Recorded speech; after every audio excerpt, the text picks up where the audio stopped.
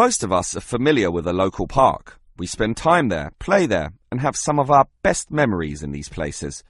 But what is a park?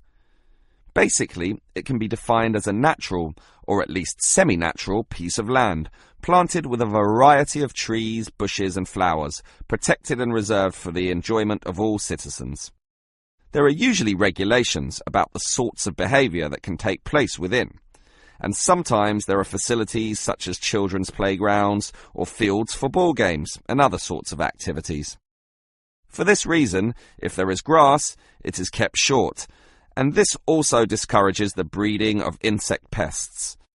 A well-maintained park actually needs a lot of people to look after it, and more so if the park showcases special plants, flowers or trees, in which case it is called a botanic garden. In complete contrast, if the park is big and remote enough, it is sometimes designated as a wilderness park, to be left completely alone and untouched, protected from all development in order to allow wild species, both plant and animal, to live undisturbed. But it is the urban park, the sort of park that most people are familiar with, that I want to talk about now. These preserve natural landscapes for the pleasure of the urban population, most commonly just for passive recreation. In other words, allowing people just to observe the trees and lie in the grass, and such passive recreation is certainly needed. Continuing on the subject of parks, it might surprise you to know that once there were none. 1,000 years ago, there was no need, since there were already extensive open spaces, forests and wilderness surrounding most cities and towns, for example in Europe. These dark, dank forests were large and even dangerous, full of wild animals and with the potentially fatal result of getting lost. Hence, fairy tales evolved about witches living in these areas and the wolves and bears which could threaten young children. However, with the rapidly increasing human population, the original wilderness and natural open spaces were intruded upon. Forests were cut down as population spread, and with them urban pollution and further deforestation.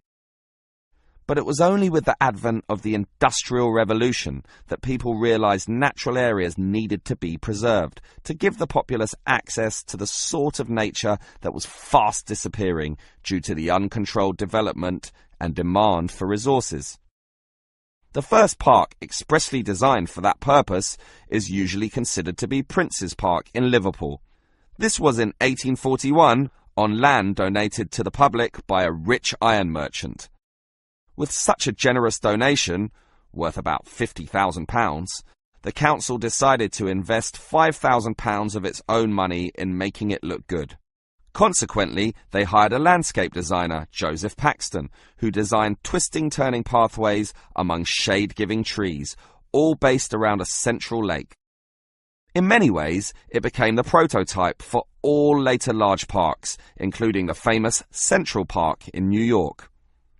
But if we were to pick the park that most people are familiar with, it would be the much smaller neighbourhood park. These can be tiny, but by being in the midst of extensive development and dense populations, they are increasingly seen as a refuge where one can get a glimpse of true nature.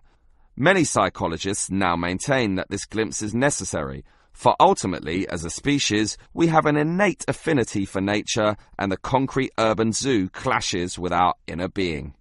This has seen the rejuvenation of many urban parks that were once left to decay, for example in New York or London, and indeed some cities such as Melbourne are known all over the world for their abundance of carefully maintained parks, including a world-famous botanic garden.